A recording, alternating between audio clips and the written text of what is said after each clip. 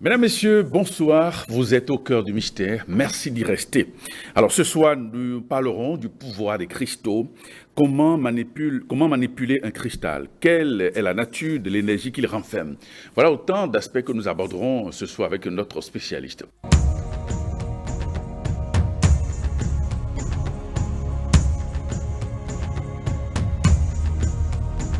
Kenneth Goumissi, bonsoir. Bonsoir, monsieur Notéo. Vous êtes gnostique et vous êtes enseignant en anthropologie gnostique. Parfaitement. Alors, je voudrais vous demander ce que c'est qu'un cristal. Merci pour votre question. Un cristal, c'est un solide constitué d'atomes et de molécules qui sont arrangés de manière périodique, c'est-à-dire de manière répétitive et bien structurée dans les trois dimensions de l'espace visible, c'est-à-dire sur la longueur, sur la largeur et aussi en hauteur ou en profondeur. Le sel et le sucre sont des cristaux que nous utilisons au quotidien. La plupart des métaux sont des cristaux. Les gemmes, bien évidemment, sont également des cristaux. Alors, quelle différence peut-on établir entre un cristal et une pierre? Une pierre, c'est aussi un solide. Mais un solide qui n'a pas une structure organisée, une structure interne organisée, et qui est souvent composé de plusieurs minéraux. Le granit et le marbre sont par exemple des pierres. Les pierres et les cristaux, bien que souvent confondus, sont des entités différentes. Laissez-moi vous expliquer en détail cette différence subtile qu'il y a entre les pierres et les cristaux. D'abord, il faut comprendre que tous les minéraux sont composés d'atomes qui, par une réaction chimique, donnent naissance à un solide. Mais tous les minéraux ne se présentent pas à l'état solide.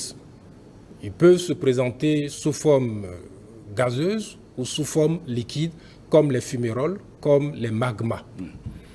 Maintenant, concentrons-nous sur les cristaux.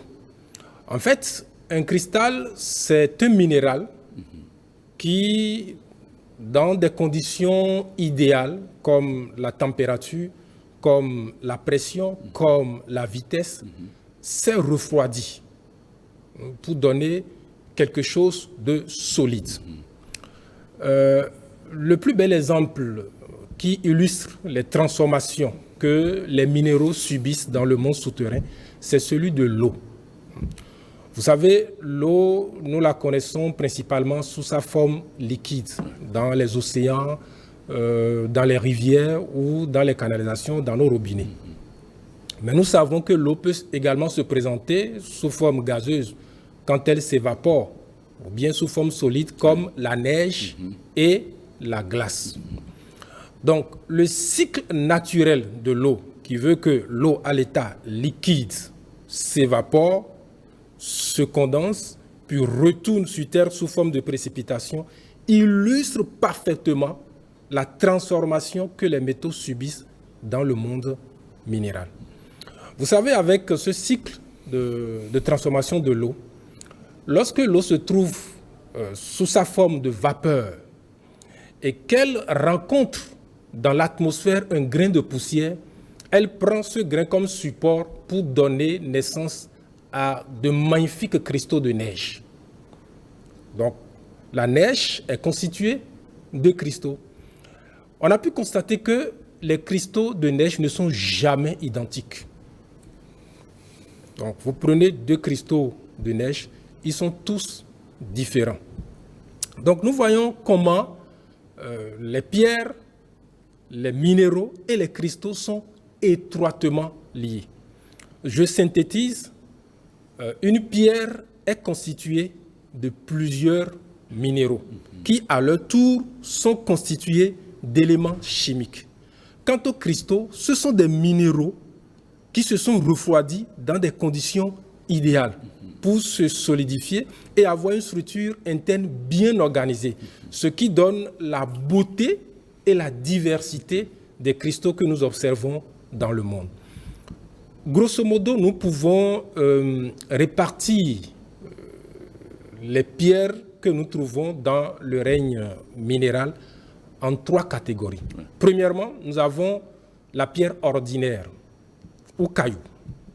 Donc, c'est cette pierre ou ces éléments qui constituent l'écorce terrestre. Donc, on n'a pas besoin d'aller en profondeur pour les trouver. Voilà. J'ai donné l'exemple du granit tout à l'heure. Deuxièmement, nous avons les pierres semi-précieuses. Donc, ce sont des formations minérales naturelles qu'on utilise pour leur beauté et aussi pour leurs propriétés énergétiques. Et enfin, nous avons les pierres précieuses. Elles sont au nombre de 4. Nous avons le diamant, le rubis, le saphir et l'émeraude. On les appelle des pierres précieuses grâce à 3 critères bien définis, à savoir la pureté, la dureté. C'est-à-dire ces pierres c'est des pierres qui sont très pures. Oui. Elles sont dures et elles sont rares. Donc pureté, dureté, rareté. Alors, les pierres semi-précieuses et les pierres précieuses, on les appelle des gemmes ou tout simplement des cristaux. Et ce sont eux qui nous intéressent ce soir. Alors, les cristaux ont toujours été utilisés depuis des millénaires pour leurs besoins et leurs vertus énergétiques. Alors, est-ce que vous pouvez nous donner quelques suggestions, faire quelques suggestions sur la façon d'utiliser les cristaux dans notre vie quotidienne? Bien, merci beaucoup pour cette question très intéressante. Effectivement, depuis la nuit des temps, les cristaux sont utilisés pour équilibrer l'énergie dans les corps, pour attirer des vibrations spécifiques, pour profiter de leurs propriétés curatives ou protectrices. Je vais donner quelques exemples de la manière dont nous pouvons utiliser les cristaux au quotidien. Vous pouvez placer les cristaux dans votre maison ou dans votre bureau, votre lieu de travail, ça peut être votre boutique, pour permettre à ces pierres d'équilibrer l'énergie de l'espace, d'accord, de créer une harmonie dans ces espaces-là. Vous pouvez aussi les porter sous forme de bijoux ou d'accessoires. Cela va vous permettre de vous imprégner tout au long de la journée de l'énergie de ces cristaux-là. Je vais donner quelques exemples de l'utilisation qu'on peut faire des cristaux. Je prends l'améthyste, qui est une pierre violette magnifique, qui a des propriétés apaisantes. Si par exemple, vous avez du mal à retrouver la détente après une dure journée, vous pouvez mettre une améthyste dans votre chambre à coucher, près de votre lit. Et cette pierre agira pour vous aider à trouver un sommeil paisible, à vous calmer. Si par exemple, vous vous sentez vulnérable et vous avez besoin de vous protéger contre des influences néfastes, des attaques ténébreuses, vous pouvez recourir à la tourmaline noire, qui va vous protéger. Donc vous pouvez porter cette pierre-là en bracelet ou en bague du côté droit, sur votre main droite. Puisque vous voulez vous protéger. Donc, il faut que la pierre soit du côté droit pour avoir une incidence sur votre environnement externe. Ce n'est pas le côté droit que nous envoyons de l'énergie dans notre environnement extérieur. Donc, vous pouvez aussi prendre la tourmaline noire et la placer près de votre porte d'entrée. Cette pierre va agir comme un gardien qui est là à la porte pour filtrer les énergies, désintégrer les énergies qui vont, qui chercheront à vous nuire, à rentrer dans cette pièce-là. Un dernier exemple, c'est le quartz rose, une pierre d'amour. Alors, si vous voulez vous soigner des blessures émotionnelles, vous voulez surmonter un chagrin, d'accord? Quelqu'un qui a perdu un être cher, d'accord, vous pouvez recourir au quartz rose, et soit vous mettez le quartz rose dans votre chambre, soit vous le portez en pendatif, près du cœur, et cette pierre-là va ouvrir votre cœur à l'amour. Voilà autant de manières pour employer les cristaux dans notre vie au quotidien. Alors, est-ce que le quartz rose peut être utilisé également pour disperser ou renvoyer les énergies perturbatrices néfastes? Non, il y a d'autres pierres qui peuvent servir à se protéger contre les énergies néfastes. Le quartz rose, c'est beaucoup plus une pierre d'amour. C'est une pierre qui a une couleur rose, douce, et qui va nous aider soit à guérir nos blessures émotionnelles, soit à attirer l'amour dans notre vie. Si vous voulez également attirer l'amour dans votre vie, vous allez utiliser le quartz rose. Parce que chaque pierre, en réalité, a ses propriétés énergétiques uniques. Donc, il faut que l'objectif que vous visez en utilisant la pierre soit aligné avec les vibrations spécifiques de ce cristal. Très bien. Voilà. Alors, c'est vrai que dans la vie, tout le monde est à la recherche du bien-être, du bonheur. On veut attirer vers soi l'abondance. Mais déjà, il y a une consigne importante qu'on doit quand même donner à nos téléspectateurs. Pour avoir de l'argent, il faut travailler. Il faut mener des activités. On ne peut pas rester les bras croisés ou aller arnaquer les gens et penser qu'on... Le paresseux n'a droit à rien. Pour avoir l'argent, il faut travailler. Il faut travailler. Il faut mener une activité concrète. Clair. Ça, c'est clair. Alors, il y a des gens qui pensent que... il y a des gens, il y a disons, des observateurs et des spécialistes qui estiment qu'il y a des cristaux que l'on peut utiliser pour faciliter, pour attirer des énergies, des vibrations, de réalisation. Qu'est-ce qu'il en est concrètement? Merci beaucoup, M. Noteo. Votre mise au point, votre clarification est très importante parce que, avant tout, pour gagner de l'argent, il faut travailler. Ouais. C'est le travail qui libère l'homme, comme on le dit. Ouais.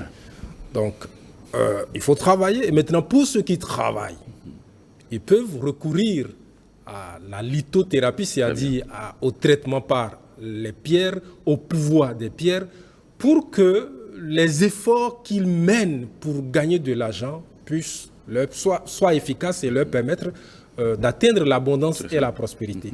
Effectivement, il y a certains cristaux dont les vibrations sont en relation avec l'abondance matérielle et la prospérité financière. Alors, je vais citer quelques exemples des cristaux que je recommande pour l'abondance et la prospérité. Tout d'abord, le premier exemple que je vais citer, c'est la citrine, qui est une pierre jaune qu'on surnomme la pierre de l'argent. Justement parce que en matière d'attirance, d'abondance et de prospérité, c'est la pierre par excellence. Donc il y a la citrine, mais il n'y a pas que la citrine, il y a d'autres pierres qui peuvent faire l'affaire. Je peux citer l'aventurine, par exemple, je peux citer le jade, je peux citer la malachite, qui sont toutes des pierres vertes. Et vous savez sans doute que le vert est la couleur qui est associée à l'abondance matérielle. Au-delà de ces pierres-là, on peut citer également la pierre du soleil. Parce qu'en fait, qu'est-ce que nous voulons quand on cherche l'abondance et la prospérité? C'est que nous voulons retrouver ou obtenir notre place sous le soleil. C'est clair. Si chacun arrive à trouver sa place sous le soleil, ben, l'abondance et la prospérité seront bien évidemment au rendez-vous. Donc vous devez choisir parmi toutes ces pierres, celle qui vous convient le mieux. Vous pouvez utiliser plusieurs pierres d'abondance à la fois. Donc, c'est la première des choses à faire, le choix. Choisir le ou les cristaux qui vous conviennent et qui sont en lien avec votre intention. Une fois que vous avez fait votre choix, vous allez maintenant placer ces cristaux d'abondance dans des endroits stratégiques de votre maison ou de votre lieu de travail. Vous pouvez mettre une pierre d'abondance ou des pierres d'abondance dans votre portefeuille, dans votre caisse, dans votre coffre-fort. Et ces pierres vont attirer plus d'argent, à condition que vous en cherchez, à condition que vous travaillez pour en avoir. Il ne s'agit pas d'arnaquer. bien évidemment. Donc, c'est une manière de les utiliser, mais vous pouvez aussi les porter ces pierres sur vous directement, sur le corps, en pendatif, en bague ou en bracelet. Alors, contrairement à ce que j'ai dit tout à l'heure par rapport à la tourmaline, au bracelet de la tourmaline qu'il faut porter au poignet droit, les pierres d'abondance, si nous voulons les utiliser comme bracelet, comme bague, on va les mettre du côté gauche. Parce que c'est la main gauche qui reçoit. Il est bien connu que toute la partie gauche du corps est réceptive. Le côté droit donne, est émetteur, et le côté gauche est récepteur. Donc voilà quelques manières d'utiliser les cristaux pour attirer l'abondance dans notre vie. Bien sûr qu'il y a d'autres cristaux, hein, mais bon, j'ai cité ces exemples-là, les plus connus, les plus efficaces. Alors, la méditation est une pratique spirituelle populaire. Alors, comment est-ce qu'on peut utiliser, intégrer par exemple les cristaux dans la pratique de la méditation? Oui, effectivement, il y a des cristaux dont les vibrations spécifiques peuvent nous aider dans plusieurs aspects de l'expérience méditative. Il y a plusieurs façons d'utiliser les cristaux pour nous aider dans la pratique de la méditation.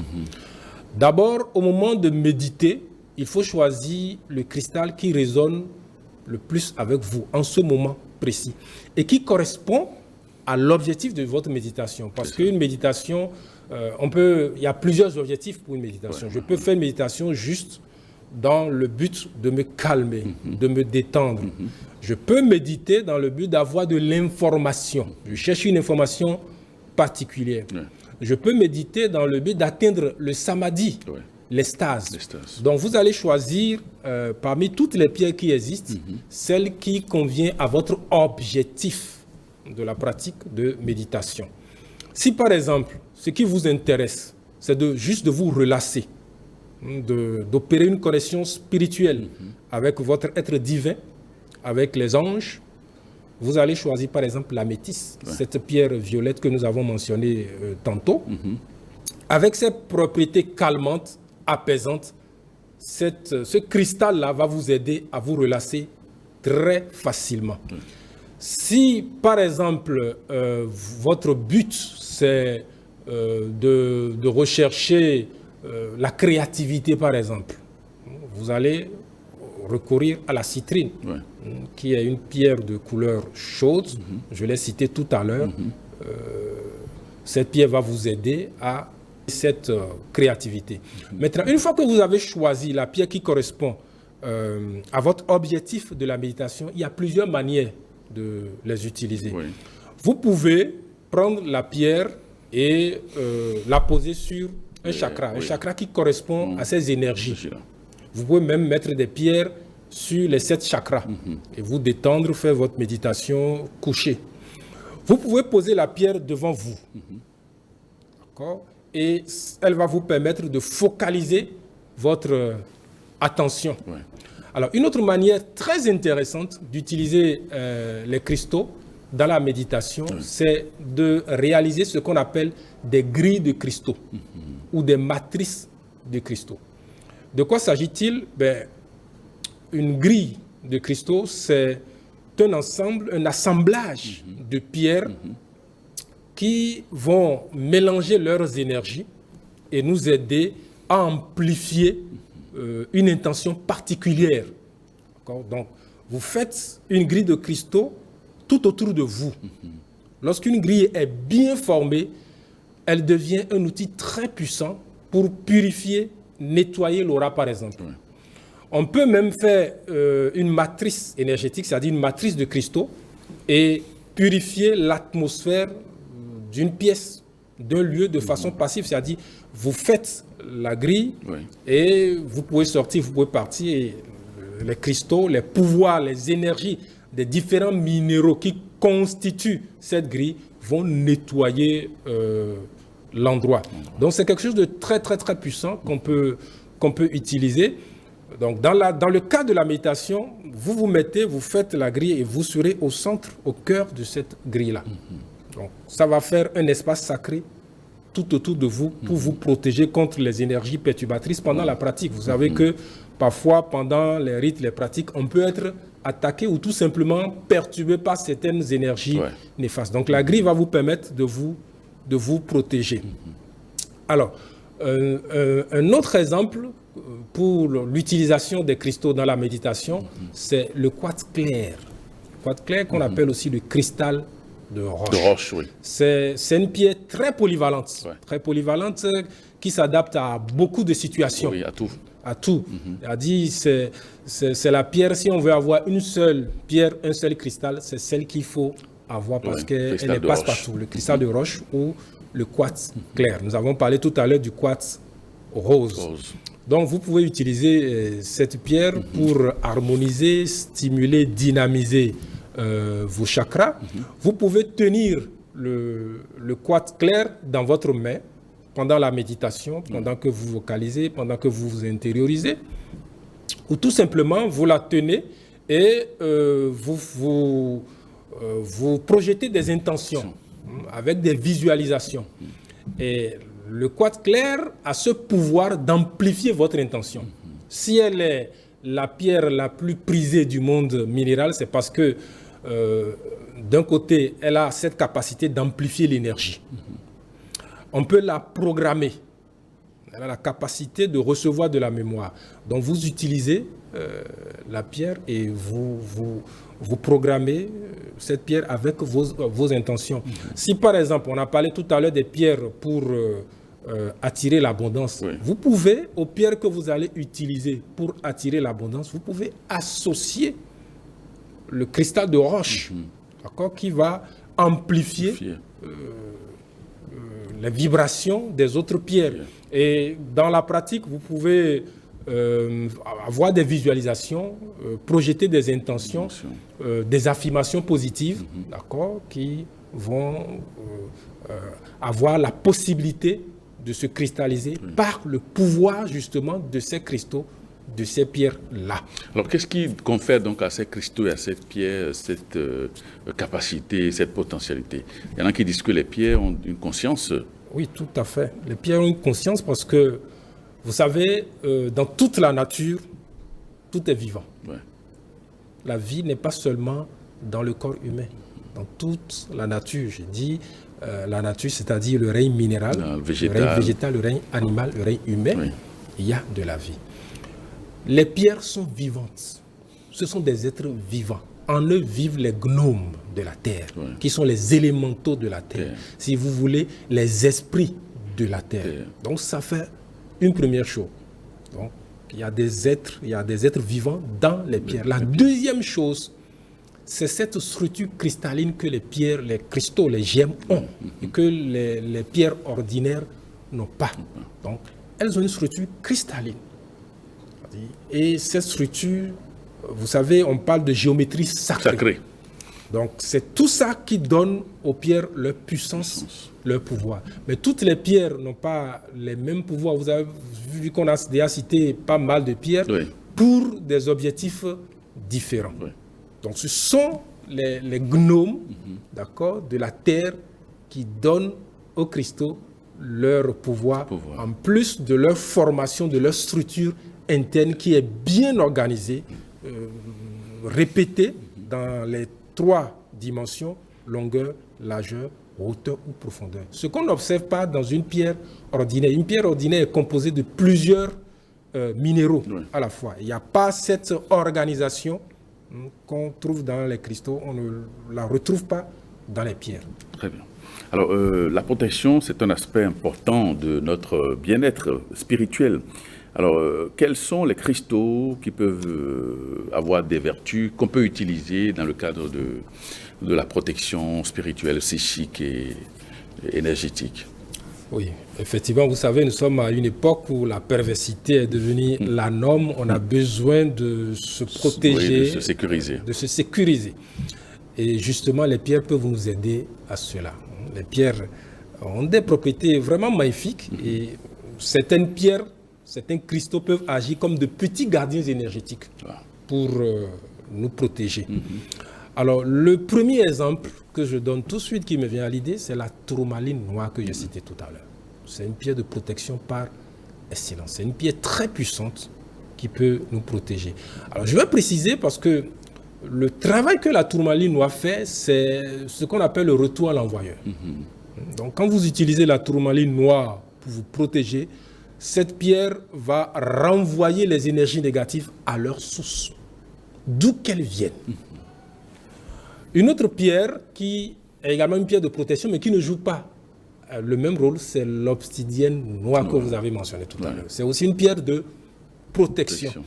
Mais son travail est quelque peu différent de celui de la tourmaline noire. L'obsidienne noire agit comme un miroir magique qui absorbe et dissout les énergies négatives. Donc, pendant que vous allez utiliser la tourmaline noire pour vous protéger contre les attaques ténébreuses ou les énergies qui viennent de l'extérieur, par exemple, vous allez utiliser l'obsidienne noire pour vous protéger contre des blocages intérieurs. Parce que quand on parle de menaces et d'attaques, il faut être conscient que ces attaques-là, je dirais ces attaques peuvent être des menaces ou des faiblesses. Les faiblesses sont internes, les menaces sont externes. Donc, vous pouvez utiliser l'obsidienne noire pour surmonter des peurs profondes ou pour dissoudre des blocages intérieurs que vous avez. Parce qu'il y a en nous des éléments inhumains qu'on appelle des égos qui sont en réalité nos pires ennemis. Hein, parce que pour qu'un ennemi externe nous attaque, c'est identifié en nous des correspondances. Il y a une fissure, il y a une fracture à l'intérieur de notre psychologie. Tant qu'il n'y a pas cette fracture, ce n'est pas possible. Il y a un adage, un proverbe africain qui dit que si le mur ne se fend pas, le lézard ne peut pas passer à travers. Donc c'est parce qu'il y a des fentes, des fissures à l'intérieur de nous. Donc, on peut utiliser la tourmaline noire pour surmonter les blocages intérieurs. Alors, une autre pierre que j'ai déjà citée, bon, elle va peut-être être la reine de ce soir, c'est l'améthyste. Bon, j'ai parlé de capacité apaisante. Vous savez, les attaques, il y en a de plusieurs sortes. D'accord. Vous pouvez utiliser l'améthyste, par exemple, pour vous protéger contre les cauchemars.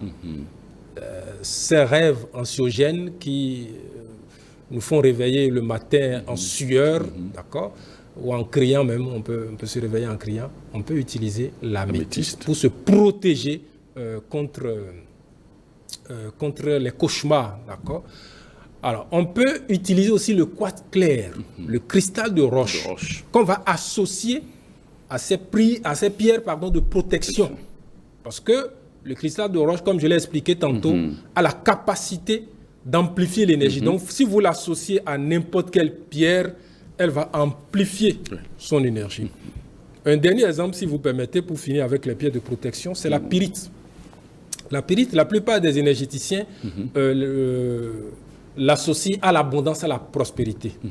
Quant à moi, je dois préciser que la pyrite n'est pas une pierre en soi pour attirer l'abondance et la prospérité. C'est une pierre que nous allons utiliser pour la sécurité financière. Donc c'est une pierre qui a la capacité de protéger contre les pertes financières. Donc j'ai dit tout à l'heure qu'on peut mettre les pierres d'abondance, comme la citrine, comme l'aventurine, comme la malachite, comme le jade. On peut les mettre à certains endroits spécifiques, portefeuille, caisse et autres. Nous pouvons ajouter la pyrite, qui va protéger contre les pertes financières. Vous savez, quand quelqu'un de malveillant veut vous nuire, on peut vous nuire par un accident et vous serez déséquilibré. On ne peut pas vous attaquer sur le plan psychique, vous-même, on peut détruire vos finances. Donc la pyrite, moi je la classe également dans des pierres de protection. C'est une pierre qui va nous protéger contre les pertes financières et éloigner la pauvreté. Donc voilà autant d'exemples de pierres qu'on peut utiliser pour la protection.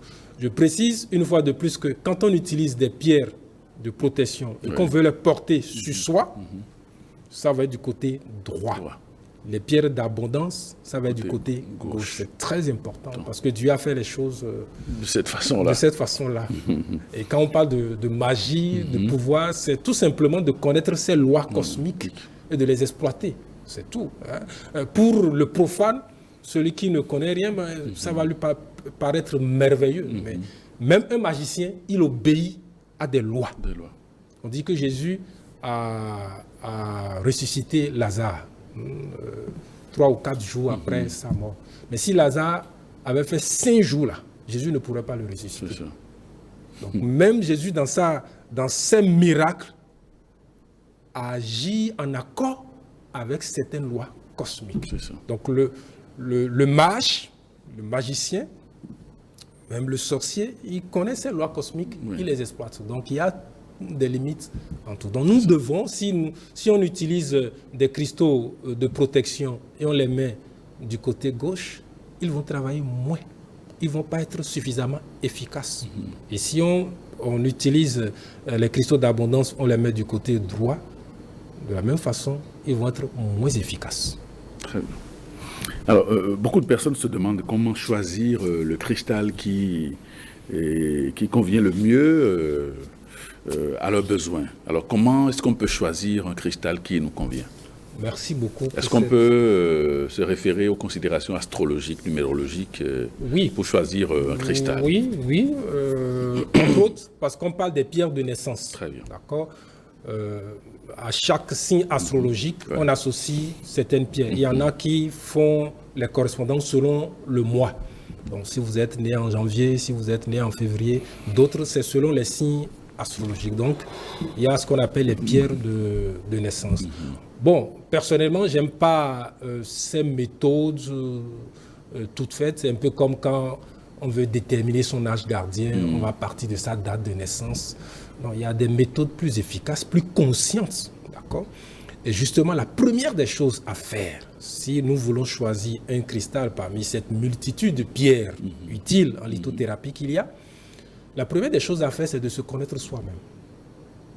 Ce que j'ai dit, ça peut paraître bizarre. On va dire, bon, la connaissance de soi, qu'est-ce que ça vient chercher là? Oui, c'est très important parce que vous devez vous connaître vous-même, connaître vos besoins. Quelles sont vos aspirations profondes? Parce qu'il y a des gens, ce qu'ils veulent, bon, c'est être tout simplement en bonne santé. Ça va. D'autres, c'est la protection. Ils savent qu'ils sont dans un endroit très dangereux, qu'ils sont vulnérables. Et ce qu'ils recherchent au-delà de tout, c'est la protection. Il y a d'autres qui, du matin au soir et du soir au matin, réfléchissent à comment ils vont avoir plus d'argent. Vous voyez que les besoins sont différents. Donc, il ne faut pas que, bon, on a dit telle pierre, l'autre utilise, je vais aussi utiliser. Ou bien on a dit que, bon, selon mon mois de naissance ou mon signe astrologique, c'est telle pierre, je vais prendre. Non. Quels sont mes besoins? Du moment. Nous devons connaître nos besoins. Si mon besoin, c'est d'avoir la paix intérieure, je vais recourir à des pierres comme l'améthyste, comme la labradorite. Parce que ce que moi je cherche au-delà de tout, c'est la paix intérieure. Si je cherche l'expression personnelle, si je cherche la créativité, je vais utiliser la citrine. Je vais utiliser le lapis lazuli. Parce que ce que moi je cherche, c'est être créatif. Donc la première des choses, c'est de se connaître, de connaître ses besoins. Deuxième chose, il faut se renseigner. Il faut connaître les propriétés énergétiques de chaque pierre. Voyez, on revient toujours à la problématique de base, la connaissance. C'est la connaissance qui libère. L'ignorance, c'est le pire des péchés, comme on le dit. On a besoin, oui, effectivement, l'ignorance, c'est le pire des péchés. L'assassin, le premier péché qu'il commet, c'est l'ignorance. Si l'assassin connaissait et comprenait correctement la loi de cause et d'effet, il ne va jamais oser mettre un pistolet ou un couteau sur quelqu'un. Quelqu'un qui arnaque et qui vole les autres, s'il avait la connaissance, pas une connaissance intellectuelle, une connaissance profonde, une compréhension créatrice qui transforme. Si la personne comprend réellement que si je vole les autres aujourd'hui, demain, plus tard, je serai volé, il ne va pas voler.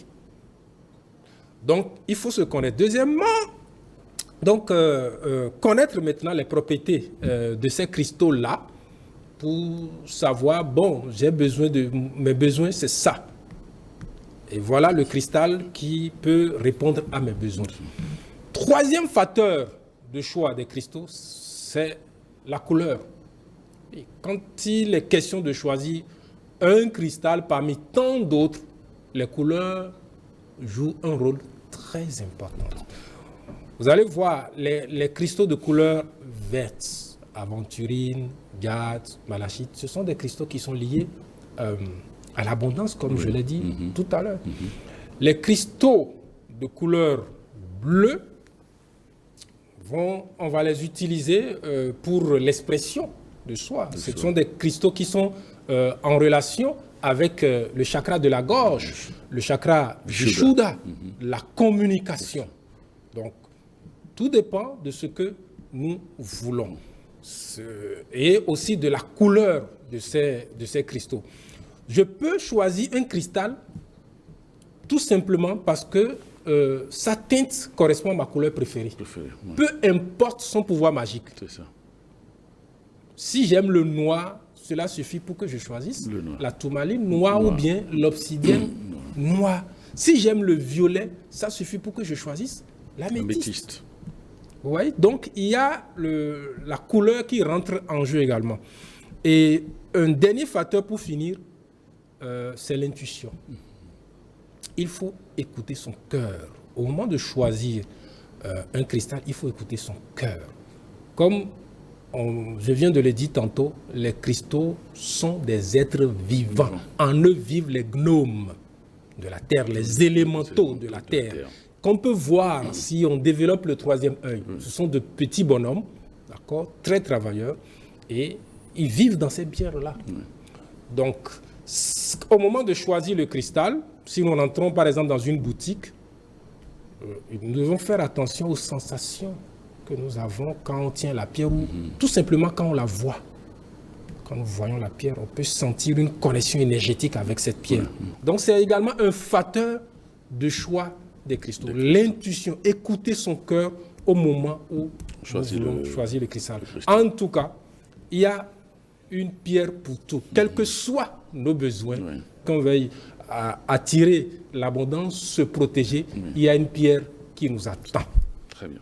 Alors, est-ce qu'on peut porter sur soi plusieurs pierres à la fois? Oui.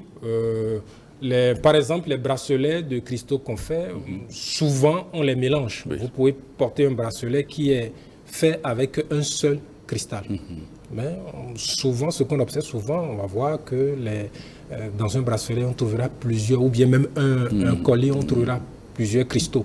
Est-ce qu'il n'y a pas un risque d'interférence énergétique? Non, il n'y aura pas d'interférence. Ça va créer une sorte de grille, la grille dont j'ai parlé. Seulement que vous, puisque si ce n'est pas vous qui composez le bracelet ou le collier, vous ne saurez pas exactement cet ensablage-là, quelle va être son énergie. Mais si c'est vous-même, vous allez choisir minutieusement, consciemment les pierres. Et c'est là qu'en réalité, on va parler de grille de cristaux ou de matrice de cristaux. Parce qu'une grille, on ne va pas faire une grille pour des objectifs vagues. Quand on fait une grille, c'est pour un objectif spécifique, un but spécifique. D'ailleurs, la forme que la grille va prendre dépendra de votre objectif. On peut faire des grilles de cristaux à partir de formes circulaires, comme le cercle, comme la fleur de vie. Comme la pyramide. Comme la pyramide, ou comme le pentagramme, comme le triangle. D'accord ? Ce ne sera pas les mêmes choses. Le cercle n'a pas la même signification, la même symbolique que le triangle. D'accord ? Le cercle est protecteur, le triangle va être créatif. C'est la création, c'est le chiffre 3. Donc on peut le faire soi-même ou on l'achète comme ça et de toute façon, cela ne nous fera pas du mal. Très bien. Alors, il y a tellement de cristaux sur le marché qu'on se demande finalement comment arriver à faire la part du vrai et du faux. Oui, effectivement, parce que si on n'a pas suffisamment d'informations, de connaissances en la matière, on peut se faire arnaquer facilement. Il y a plusieurs types de cristaux, je dirais plusieurs types de de pierre qu'on peut utiliser. Ce sont les cristaux qu'on va trouver en profondeur, d'accord, dans le monde souterrain. Ouais. Mais il y a également des structures cristallines dans les organismes biologiques. Ouais. Quand j'ai parlé tout à l'heure du sucre, c'est un cristal, le sucre. D'un point de vue scientifique, le sucre est un cristal. Mais dans tout ce que nous sommes en train de dire, bon, le sucre n'apparaît pas parce qu'on va pas utiliser le sucre en lithothérapie. Non. Bien que le sucre, on peut l'utiliser dans des rites, oui, absolument, avec beaucoup d'efficacité. Donc nous avons une deuxième catégorie de cristaux, les cristaux organiques, qu'on appelle aussi des biominéraux.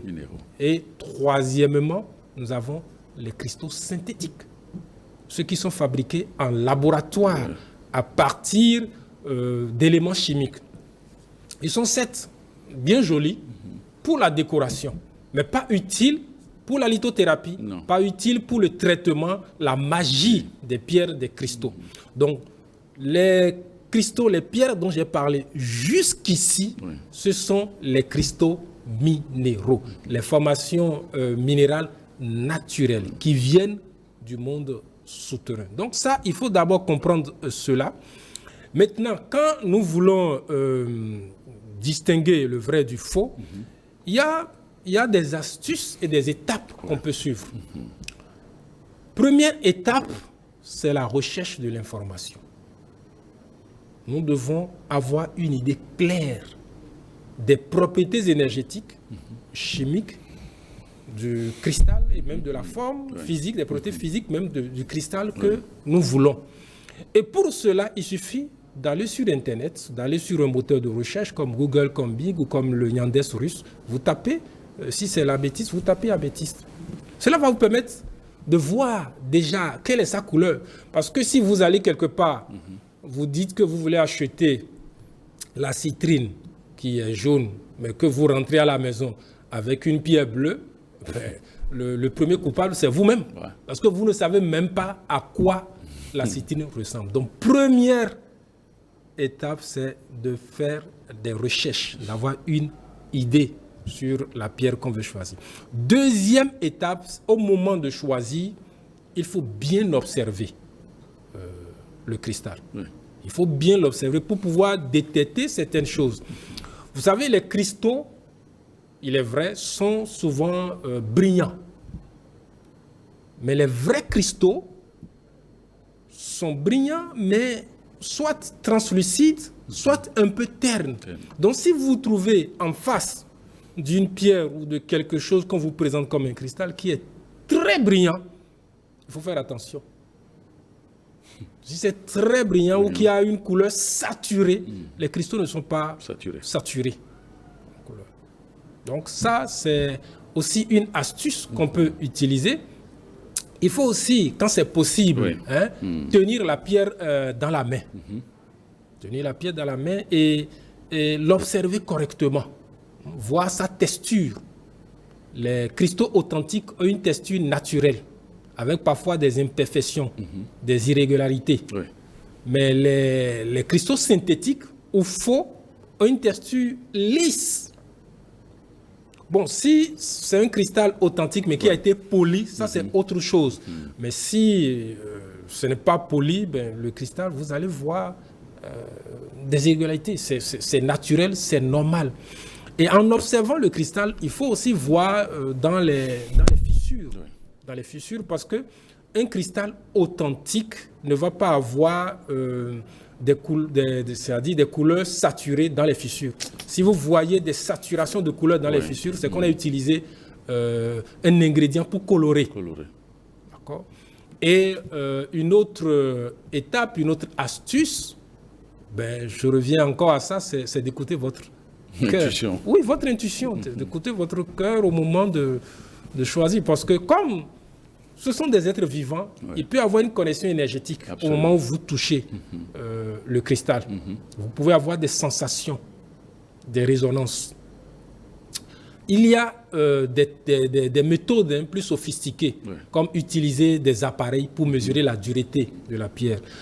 Mais là, ce n'est pas sûr que les gens qui vendent, le vendeur vous laisse faire un tel test dans sa boutique parce que peut-être lui-même, il ne sait pas, il n'est pas sûr de l'authenticité du cristal qu'il utilise.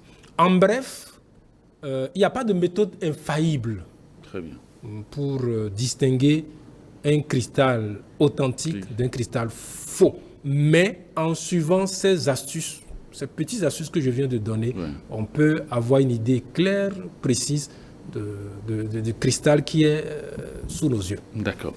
Alors, les cristaux nécessitent, est-ce que les cristaux nécessitent un entretien particulier? Quand, comment, et devons-nous par exemple les recharger? Ah oui, les cristaux nécessitent un entretien particulier. J'ai dit tout à l'heure que ce sont des êtres vivants et vous et moi, vous savez, avant de venir ce soir, on a dû prendre notre bain, on s'est parfumé et tout. Et les cristaux ont également besoin de ça. Ils ont besoin d'être entretenus. D'accord. Pourquoi? Parce que en les utilisant, ils peuvent accumuler des énergies. Les cristaux accumulent les énergies de l'environnement et des personnes qui les utilisent. Et à un moment donné, ne peut être suffisamment efficaces. Donc, on a besoin de les purifier, de les entretenir. Moi, je recommande même de purifier le cristal dès l'achat. Parce que le cristal peut accumuler des énergies néfastes dans son circuit, durant son circuit de distribution. Absolument. J'ai parlé pour choisir un cristal, on peut le prendre et tout. Mais si vous prenez un cristal qui a été déjà touché par 100 personnes, chaque personne a laissé ses empreintes, ses énergies, c'est fluide dans ce cristal-là. Vous avez besoin de débarrasser la pierre de ces énergies-là. Donc, dès qu'on achète le cristal, on a besoin de le purifier. Et après, quand on l'utilise de temps en temps, il faut le faire. Alors, il y a plusieurs méthodes pour purifier un cristal. Alors, la méthode la plus simple, ou l'une des méthodes les plus simples, c'est de plonger le cristal dans de l'eau consacrée pendant quelques minutes. Bon, ce qu'on va appeler de l'eau bénite pendant quelques minutes. Vous pouvez aussi plonger le cristal dans des cristaux de sel. Ce qu'on appelle le gros sel. Si c'est exorcisé, c'est encore bien. Vous laissez toute une nuit et le sel a ce pouvoir magnifique d'attraper, d'attirer tout ce qui est négatif. Une autre méthode simple qu'on peut utiliser, c'est de fumer le cristal avec la sauge, avec le palo santo, avec le soufre ou encore avec un encens particulier que nous utilisons dans notre communauté qu'on appelle encens 5 parfums qui est très puissant pour un tel travail. En tout cas, tout ce qui peut purifier, qui a un pouvoir purificateur, vous l'utilisez pour fumer le cristal. Une fois que votre cristal est nettoyé, purifié, fumé, vous pouvez le recharger. Bon, je peux préciser aussi que dans le processus de purification, on peut recourir à certaines prières. On peut recourir à la conjuration des 4, à la conjuration des 7, que les gnostiques et n'importe quel vrai spiritualiste connaissent, qui ont un pouvoir très puissant pour se désintégrer tout ce qui est négatif. Donc pendant le processus de purification, quelle que soit la méthode qu'on utilise, si on plonge ça dans de l'eau consacrée, pendant que le cristal se trouve dans de l'eau consacrée, on peut par exemple réciter ces conjurations-là. Alors, est-ce qu'il est possible de programmer les cristaux?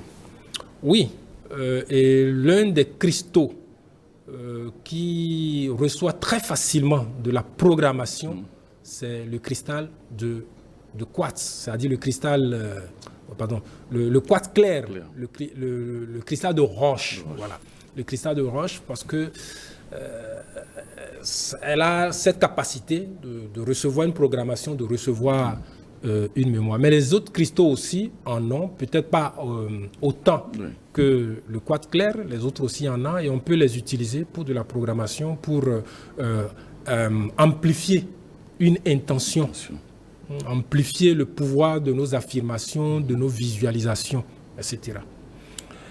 Alors, si vous le permettez, j'ai parlé de purifier les cristaux, mais c'est aussi important de les recharger. Parce que la purification, j'estime que c'est comme se laver. Vous voulez sortir, aller à un rendez-vous important, vous vous lavez très bien, tout va. Vous avez utilisé peut-être le meilleur savon que vous avez trouvé, après, vous avez besoin, après votre bain, vous avez besoin de vous habiller. Oui.